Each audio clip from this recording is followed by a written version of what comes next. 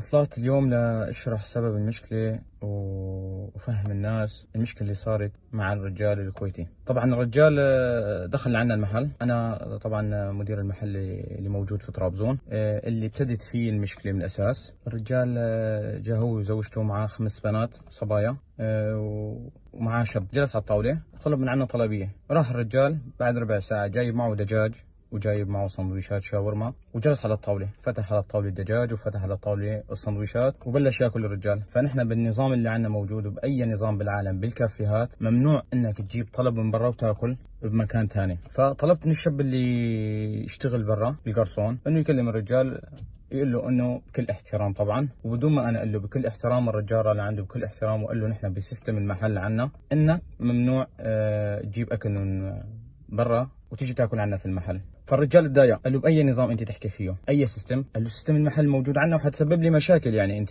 قال له الاكل ما ينشال من الطاوله، خلصوا الاطفال الاكل وما معه اطفال، هو من الاساس كله بنات صبايا وشباب، اطفال ما معه هو على ما ذكر بالفيديو يعني.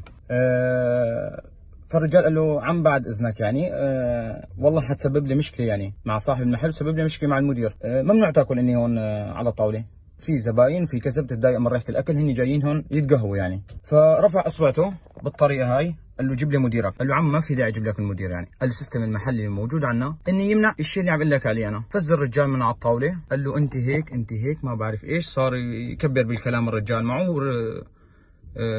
الرجال هجم على القرصون اللي عنا، بدي يتخانق معاه بدي يضربه، والله على ما اقول شهيد. فطلعت انا عند الرجال عم نحاكيه بالحصه، عم نحاكي كذا.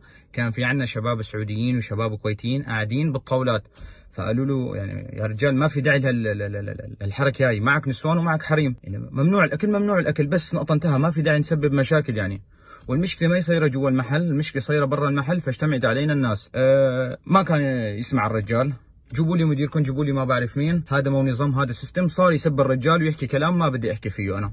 طلعنا لهون عم قلنا له، قال انا ما ادفع الحساب، بدي يقوم يروح الرجال انا ما ادفع الحساب. طيب انت على اي اساس عم انت ما تدفع الحساب؟ قال ما ادفع لكم الحساب. والله والله والله بهالحرف الواحد. هون بعد الرجال ما صار يسبنا ويحكينا كلام يا حيوانات يا بقر ما بعرف ايش.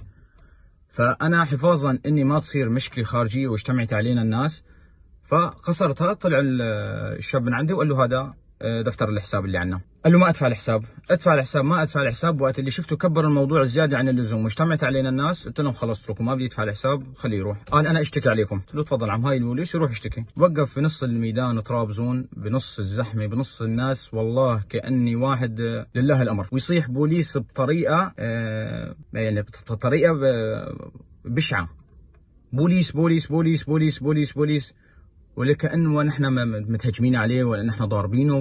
ما اعرف ايش اللي صار معه بالدقيقه نفسها. فوقت اللي شافته الناس عم يصيح بهالطريقه هاي وراح لعند البوليس، قال له بدكم تيجي معه، بيأشر له بايده هيك وباصبعته، مد ايده للبوليس بدي يسلم عليه، هو الرجال هذا الكويتي. قام البوليس ما سلم عليه، هون صار يصرخ انتم مين، انتم ما اعرف ايش، انتم ما اعرف ايش، انتم ما اعرف. قام اجى رجال تركي وحط ايده عليه هيك اني خلص اسكت يعني انا على ما شفت انا بالفيديو، ما في بالفيديو اللي حكاها كلمه صحيحه يعني، بين لي اني هو الرجال البريء. الرجال حط ايده عليه هيك قال له خلص يعني اسكت اهدى شوي. وقت اللي شاف الناس كلها اجتمعت وما اعرف ايش، رجع يا حيوانات يا بقر، هاي العنصريه تبعكم هاي ما اعرف. فهون اجتمعت الناس كلها، هون صارت مشكلته مع البوليس وصارت مشكلته مع الاتراك. طبعا بالاساس هو عمل مشكله معنا، رحنا نحن والشباب والله دخلنا مع الناس وصرنا نبعدهم نقول يا عم اهدى، لان احنا عرفان الموضوع هذا حيكبر. مشكلتك معنا كانت مشكله صغيره بس انت دخلت هلا بموضوع اني اكبر. اهدى يا عم، معك نسوان معك حريم معك ما بعرف ايش. الفيديو اللي ناشرينه هن بالمقطع مو فيديو كامل، الفيديو من البدايه طويل يعني، وقت كان عم يصرخ على الناس ويبزق على الناس بطريقه مستفزه بشكل مو طبيعي، يرجع يقول يا حيوانات يا بقر، وطالع لبنته صوري العنصريه بتركيا وصوري، وما حدا هون كان ماسكه ولا حدا كان ضاربه ولا حدا كان عامل له شيء، بس كرمال البوليس مد ايده على البوليس بدي يسلم عليه والبوليس ما سلم عليه. هون بالفيديو اللي ذكره هو اني قال وقت اللي نحن تمشكلنا معاه نحن اتصلنا وحكينا بالتركي وما بعرف ايش. يشهد الله انه لا مسكنا تليفون ولا حكينا بالتركي ولا ان علاقه بالمشكله اللي صارت معه خارج المحل ولا كنا على رضا فيها. طبعا في عندي فيديوهات انا اللي ناشرينها هن الناس وفيديوهات المحل اني كيف انا اول الناس كنت عم خلصه من بين الايدين بس مشان يبعد ويترك الخناق وما كان يترك. كيف بعد ما ضربوه انا اللي شلت اولاده وشلت بس ما بعرف سبحان الله كيف اتهمنا الاتهام هذا، وشفت التعليقات السلبية اللي اجتنا على صفحة المحل، على الجوجل، على تويتر. احنا كعمال سوريين ضايقت، وانا ما كنت بدي اطلع واحكي بهالموضوع هذا، فشفت التعليقات السلبية قلت لازم اطلع واحكي.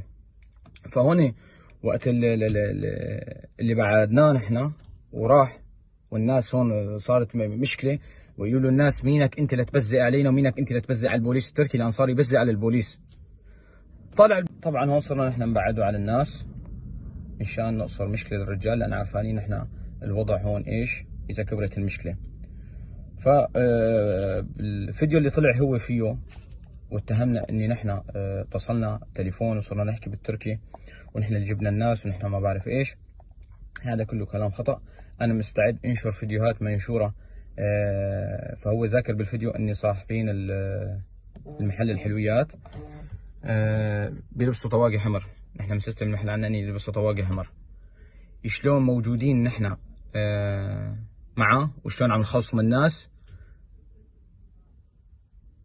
ويعني ما بعرف ايش هو الشيء اللي خلاه اني يتهمنا، مع اني في عندي قلت لكم فيديوهات داخل المحل وبرا المحل، والفيديوهات اللي ناشرتها الناس كيف نحن موجودين وعم نخلص بين ايدين الناس اللي كانت بدها تهجم عليه بعد المشكله والصراخ اللي سواه، وبعد ما بزع على البوليس وصار يبزع على الناس.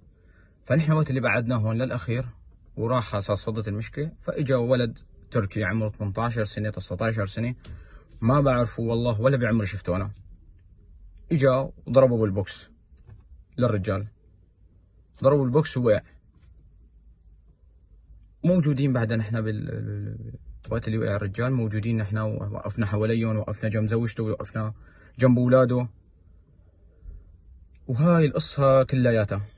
فأنا زعجتنا التعليقات السلبية إنه اللي اجتنا على المحل، إني قاطعوا المحل، قاطعوا السوريين اللي فيه، قاطعوا ما بعرف إيش. وفي ناس أصدقائي أنا كويتيين اتصلوا علي وخبرتهم القصة، بس سبحان الله الشخص اللي ما يسمع من الطرفين ما يعرف الحقيقة يعني. وهاي القصة كلياتها، والله يعطيكم الف عافية.